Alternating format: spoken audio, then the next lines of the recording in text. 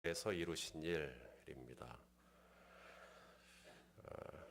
예수님께서 십자가에서 이루신 일, 오늘은 그걸 좀 중심으로 말씀을 좀 나누려고 합니다. 오늘 본문을 보시면 이 빌라도는 끝까지 예수님을 유대인의 왕으로 인정하고 또 그렇게 씁니다. 근데 반면에 종교 지도자들은 그게 좀 불편해요. 그래서 그렇게 쓰지 말라고 그래요. 근데 빌라도는 이건 내가 쓸 거 썼다라고 이야기를 합니다. 오늘 본문의 22절에 내가 쓸 거 썼다. 그러니까 예수님이 십자가에서 죽으신 이유가 뭔가? 바로 나의 왕이 되시기 위하여 십자가에서 죽으셨다는 것입니다. 빌라도가 처음 예수님을 만나서 물었던 질문이 뭐냐면 네가 왕이냐? 그리고 예수님은 말씀하시기를 그래 내가 왕이다. 그리고 내가 이를 위하여 왔다라고 말씀하셨습니다. 여러분, 예수님이 십자가에서 죽으신 이유는 바로 이것을 위하여 죽으신 겁니다. 저와 여러분의 왕이 되시기 위하여. 바로 그것 때문입니다. 나의 왕이 되시기 위해서. 내 인생의 왕이 되시기 위해서. 예수님이 십자가를 통해 이루길 원하셨던 게 바로 예수님의 왕됨을, 하나님이 내 삶의 왕 되심을 회복하시기 위해서 죽으신 겁니다. 예수님이 나의 왕이 되시고 나의 왕이시니까 나의 경배를 받으시기를 원하시는 거죠. 왕이시니까. 그것을 원하셔서 십자가에서 죽으신 것입니다. 태초에 에덴 동산에서 있었던 일이 바로 그것입니다. 하나님이 왕이 되시는 겁니다. 그게 에덴 동산입니다. 아담과 하와가 선악과를 먹었어요. 왜 먹었는가? 마귀가 와가지고 선악과를 먹으라고 유혹을 해요. 선악과를 먹으라고 유혹을 하면서 했던 내용이 있습니다. 이걸 먹으면 누구와 같이 된다? 하나님과 같이 된다. 그게 무슨 말일까요? 하나님의 왕됨을 거부하라는 겁니다. 하나님의 왕권을 거절하라는 겁니다. 하나님의 왕권 안으로 들어가지 말고 이제 네가 왕이 되라 이 말입니다. 이제 네 마음대로 살라는 거예요. 그래서 이제는 하나님의 왕됨, 하나님의 왕 되심 그렇게 살지 말고 이제 네가 왕이 돼 갖고 네 마음대로 살라고. 그래서 마귀가 와서 그러잖아요. 하나님이 동산에 있는 거 먹지 말라 그러지. 이렇게. 그래서 하나님의 왕 되심을 부정하라는 겁니다. 그래서 네 마음대로 네가 원하는 대로 네가 하고 싶은 대로 살라고 그렇게 말합니다. 그래서 선악과를 먹어버립니다. 그래서 자기 마음대로 살고 싶어가지고. 그래서 선악과를 먹고 하나님의 왕권 밑으로 들어가지 않기로 결정하는 그 순간 저들은 어떻게 되었습니까? 오히려 마귀 밑으로 들어가 버렸습니다. 그래서 공중의 권세를 잡은 마귀 밑으로 들어갔어요. 그래서 죄를 지은 자마다 죄의 종이 됐어요. 죄의 종. 그래서 예수님이 오신 이유가 뭔가? 바로 죄의 종이 된 저와 여러분을 구속하시기 위하여 오신 겁니다. 죄를 짓는 자는 마귀에게 속하나니. 그래서 마귀에게 속한 저와 여러분을 구속하시기 위하여 오신 겁니다. 자, 요한일서 3장 8절 읽겠습니다. 시작. 죄를 짓는 자는 마귀에게 속하나니 마귀는 처음부터 범죄함이라. 하나님의 아들 예수 그리스도가 나타나신 것은 마귀의 일을 멸하리 하심이라. 마귀의 일이 뭔가? 마귀의 일. 에덴 동산에서부터 지금까지, 에덴 동산에서 태고에서부터 21세기를 살고 있는 지금까지 마귀의 일은 변함이 없습니다. 걔네들 수법은 지금도 하나도 안 변했어요. 버전업이 없어요. 업데이트가 없어요. 걔네들은 똑같습니다. 뭐예요? 하나님의 왕됨. 대제사장들 똑같습니다. 왕됨을 인정하기가 싫은 거예요. 왕됨을라고 쓰기를 싫어해요. 그런 글씨를 좀 쓰지 말라는 거예요. 왕됨을 불편해합니다. 예수님이 나의 왕, 예수 유대인의 왕, 예수 손희선 목사의 왕, 예수 장치승의 왕, 예수 정월자의 왕, 이런 거 쓰기 싫어해요. 그 불편하다. 예수, 나의 왕, 이거 불편하다. 그렇게 예수 자칭, 이렇게 쓰라는 거예요. 예수 이동식의 왕, 불편하다. 그냥 내가 왕이 됐으면 좋겠다. 내 마음대로 사업하고 내 마음대로 장사하고 그냥 내 마음대로 그냥 하고 싶다.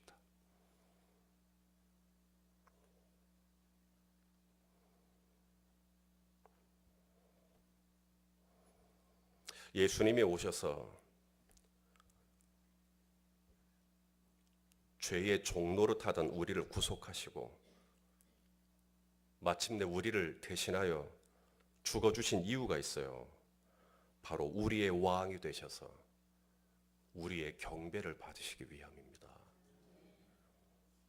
빌립보서 2장 6절에서 11절 말씀 좀 길지만 이게 예수님이 우리와 똑같은 모양으로 종의 형체를 입고 이 땅에 오신 이유, 십자가에 죽으시기까지 낮아지신 이유, 우리의 왕이 되사 우리의 경배를 받으시기 위한 이 풀 스토리가 이 빌립보서 2장에 다 있기 때문에 오늘 제가 했던 이 설교의 내용이 그 안에 있기 때문에 한번 쭉 읽어보겠습니다. 시작. 그는 근본 하나님의 본체시나 하나님과 동등됨을 취할 것으로 여지 아니하시고 오히려 자기를 비워 종의 형체를 가지사 사람들과 같이 되셨고 사람의 모양으로 나타사를 낮추시고 죽기까지 복종하셨으니 곧 십자가에 죽으심이라. 이러므로 하나님이 그를 지극히 높여 모든 임위에 뛰어난 이름을 주사 하늘에 있는 자들, 땅에 있는 자들, 심지어 땅 아래에 있는 자들로 모든 무릎을 예수의 이름에 꿇게 하시고 모든 입으로 예수 그리스도를 주라 시인하여 하나님 아버지께 영광을 돌리게 하셨느니라. 예수님이 십자가에서 이루신 일이 뭔가? 바로 왕되심을 회복하는 겁니다. 왕되심. 그래서 히브리 말로, 로마 말로, 헬라 말로 쓴 겁니다. 예수 박세일의 왕, 예수 정대현의 왕, 예수 박성희의 왕. 또 이름 다 불러드려요 오늘? 예수 정혜진의 왕. 아시겠습니까? 그것 때문입니다. 오늘 예수님 그것 때문에 십자가에 죽으신 거예요. 그거 하려고. 나의 왕이 되시려고. 두 번째, 예수님이 십자가에서 이루신 일이 뭔가? 오늘 본문에 보니까 예수님의 속옷을 제비 뽑아 나누는 군인들의 이야기가 오늘 본문에 기록되어 있어요. 여러분, 예수님의 속옷을 제비 뽑아 나누는 이 일이 뭐가 그렇게 중요하다고 성경에 기록되었을까요? 저는 오늘 본문을 묵상을 하는데 이게 그렇게 중요하나? 예수님의 속옷을 나누는 이게 그렇게 중요하나? 왜 이것이 지금 예수님의 이 십자가가 이 엄청난 이 사건이 기록되는 이 스토리 안에 예수님의 속옷을 나누어 가지는 이 군인들의 모습은 오히려 거슬려요. 그런데 이것이 기록되어 있단 말이죠. 여러분, 이건 엄청나게 중요한 사건입니다. 1.1획도 성경은 그냥 기록되지 않았습니다. 군인들이 속옷을 제비 뽑아서 나누어 가지는 이 사건은 이것은 거슬리는 장면이 아니라 바로 이 일을 통해 하나님이 우리에게 전해주고자 하는 너무나 중요한 메시지가 있습니다. 단순히 시편 22편을 말씀을 응하게 하려 함이라 이런 말씀의 의미도 있지만, 자 23절 말씀, 자 오늘 보면 23절 읽겠습니다. 시작. 군인들이 예수를 십자가에 못 박고 그의 옷을 취하여 네 깃에 나누어 각각 한 깃씩 얻고 속옷도 취하니, 이 속옷은, 자 요한은 이 속옷의 특징을 이렇게 설명합니다. 이 속옷은 호지 아니었다. 이음새가 없다. 이음새가 없다. 옷이 시줄과 날줄이 있는데 이것은 이음새가 없어요. 바느질이 되지 않았어요. 그냥 쭉 그냥 한 통으로 돼 있어요. 호지 아니하고 위에서부터 통으로 짠 것이라 이것은 제사장만 입는 옷입니다.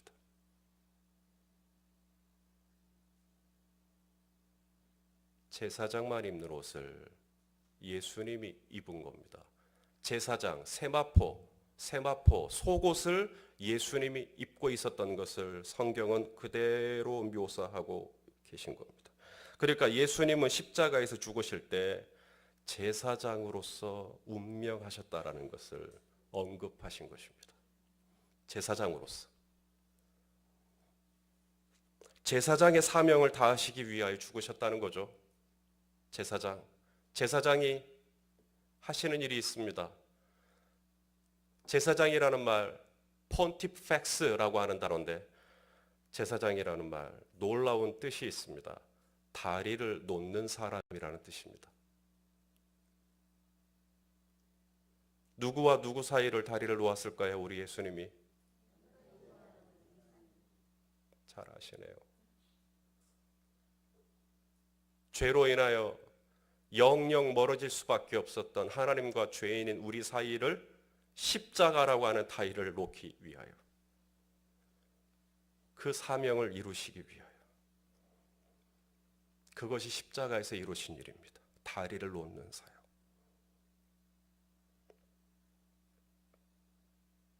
그게 제사장입니다. 그래서 예수님이 거기서 죽으신 겁니다. 다리를 놓기 위하여. 도저히 죄인으로서는 다다를 수 없는 하나님까지 가는 그 길, 갈래야 갈 수가 없어요. 그런데 예수님께서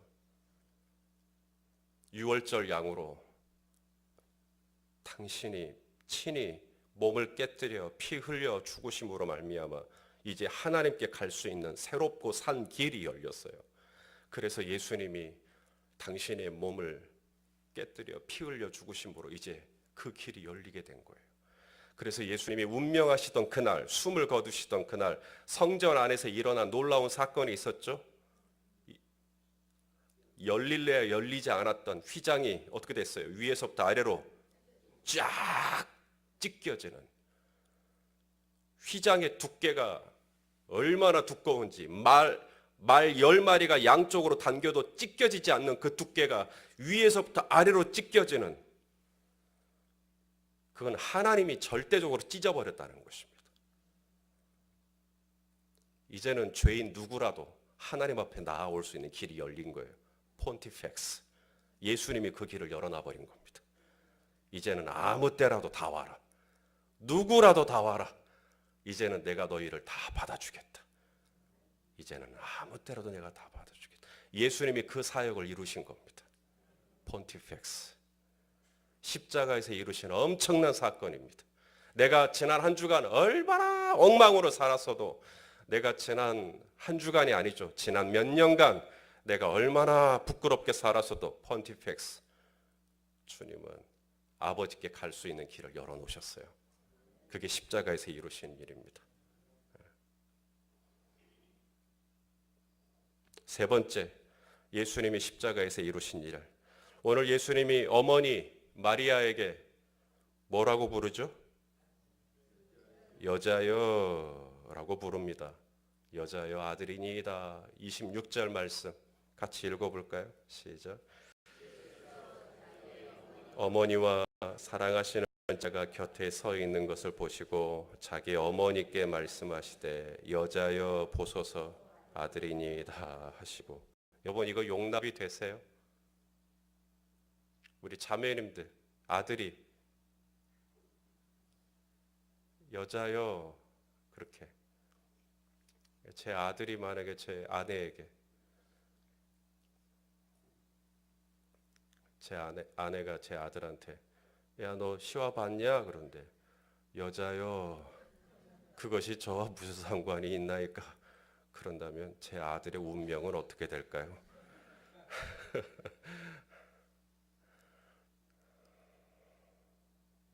여러분 이 말씀 결코 어려운 말씀 아닙니다. 여기 제 아내가 있지만 제가 제 아내를 한성의 사모라고 부를 수 있나요? 응? 절대 못 불러요 저는? 부를 수 있어요? 여기 제 어머님이 계십니다. 그죠? 김숙희 권사님이라고 부를 수 있나요? 자, 오늘 우리를 위하여 우리 엄마가 기도하겠습니다. 제가 그래요? 그럴 때는 제가 뭐라 그래야 돼요? 김숙희 권사님이 기도하시겠습니다. 그럴 거예요 아마.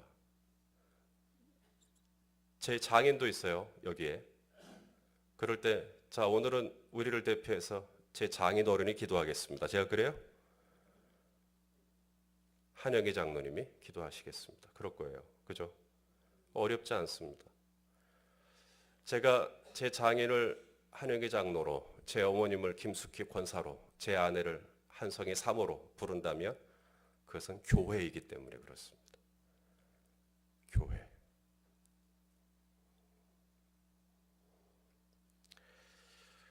집에서야 제가 어머니의 아들이고 장인의 사위겠지만 교회라고 이 안으로 들어오면 관계가 완전히 새로워집니다. 예수님께서 여자여라고 부릅니다. 여자여. 가나의 혼인잔치에서도 여자여라고 관계를 완전히 새롭게 설정하십니다. 어머니라는 관계가 아니라 여자여라고 관계를 객관화합니다. 사역적인 관계로. 왜냐하면 공생의 안으로 들어왔기 때문에 그렇습니다. 공생의 안으로 들어왔기 때문에 철저하게 마리아를 여자여라고 부릅니다.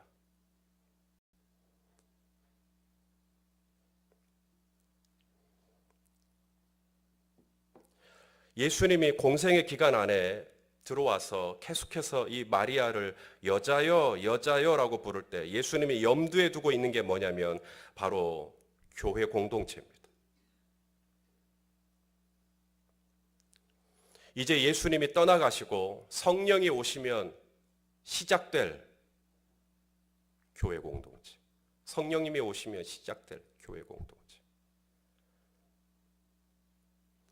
누가 내 어머니고 누가 내 형제고 누가 내 자매냐?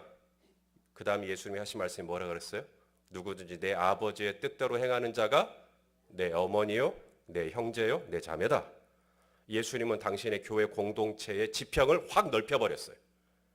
그리고는 철저하게 당신의 혈육으로 예수님의 가족을 제한하지 아니하고 누구든지 하나님의 뜻대로 행하는 자가 다 교회 공동체로 확 넓혀버렸어요. 그러면서 요한에게, 오늘 당신의 사랑하시는 제자 요한에게 뭐라 그러냐면 보라 네 어머니다. 보라 네 어머니다. 그러니까 예수님께서 어머니를 지금 요한에게 맡기고 있는 것처럼 보이지만 지금 예수님은 요한이라고 하는 제자 한 사람에게 맡기고 있는 게 아니라 요한을 넘어 지금 요한 공동체, 초대교회 안에서 요한 공동체 곧 교회에게 지금 어머니를 맡기고 있는 겁니다. 요한복음 17장에서 예수님이 제자들을 위하여 중보기도할 때 이런 기도를 하십니다. 요한복음 17장에서 제자들을 위해서 기도하시고 그 다음에 요한복음 17장 20절에 가서는 제자들을 넘어 제자들을 통하여서 믿게 된 제자들을 통하여서 믿게 된 교회 거기까지 기도해요. 자, 요한복음 17장 20절을 같이 읽어볼까요? 시작.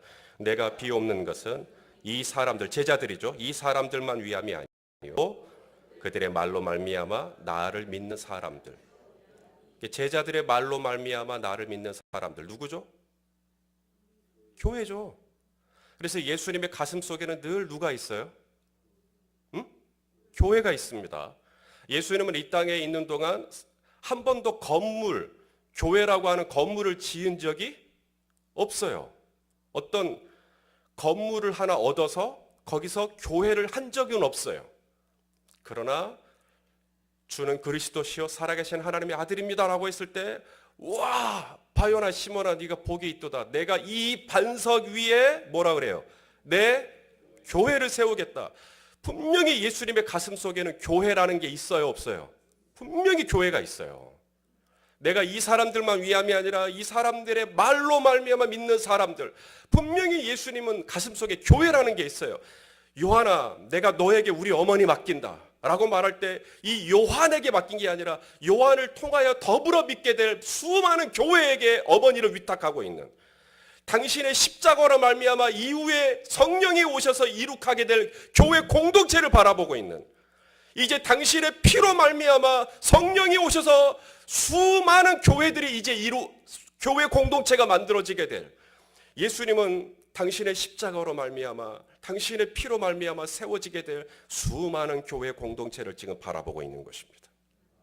그래서 우리는 교회를 이야기할 때 예수 그리스도의 피 위에 세워진 교회, 주님의 피 위에 세워진 교회, 늘 그런 얘기하는 거예요. 예수님의 피로 말미암아 이루어진 놀라운 사역 중에 하나가 무엇입니까? 바로 예수님의 몸, 이 교회가 세워지게 되었다라는 겁니다. 그래서 음부의 권세가 이 교회를 함부로 할 수가 없는 겁니다. 왜? 예수님의 십자가의 피로, 예수님의 피값으로 세워진 교회니까. 음부의 권세는 교회를 이길 수가 없다. 지나간 2000년 역사 속에서 얼마나 음부의 권세는 교회를 삼키려고 했고, 음녀 바벨론이 얼마나 이 교회를 삼키려고 했지만, 개 교회는 삼켰을지 모르지만 교회 공동체는 삼킨 적이 없다.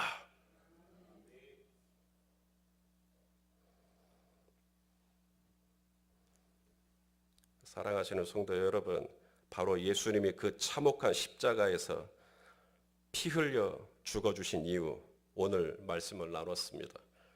십자가를 통해 예수님이 교회 공동체를 세워주시기 위함이래요. 우리 교회를 교회되게 하기 위함이래요. 우리 주님을 찬양하십시다. 그 다음에 또 하나, 예수님이 십자가를 통해 이루시고자 하는 게 뭐라고요? 저와 여러분의 왕, 나의 왕. 오늘 아침에 그렇게 고백합시다. 주님은 나의 왕이십니다. 어제도 많이 고백하셨죠. 오늘도 한 번 더 고백해요. 주님은 나의 왕이십니다. 그리고 우리 주님이 폰티펙스, 나와 하나님 사이를 잇는 다리가 되어주시기 위하여 오셨다. 휘장을 찢어버리실 종. 이제는 휘장이 뭐랄까, 거추장스러운 휘장이 이제는 아무 소용이 없는, 왜냐하면 예수님이 당신의 몸을 찢으심으로 이제는 하나님과 나 사이에 그것이 너무나 불필요한 것이 되어버린, 그래서 주님이 그것을 친히 찢으시고 누구라도 오라는 거예요. 언제든지 오라는 거예요. 그래서 오늘도 내 안에 어떤 죄책이 있더라도 그거 다 털어버리시고 주님 앞에 달려가서 아버지의 사랑하시는 품에 안기시고, 내 이름 아시죠? 내 모든 생각도, 그러시면서 아버지의 품 안에서 안식하시기를 예수님의 이름으로 축원합니다. 우리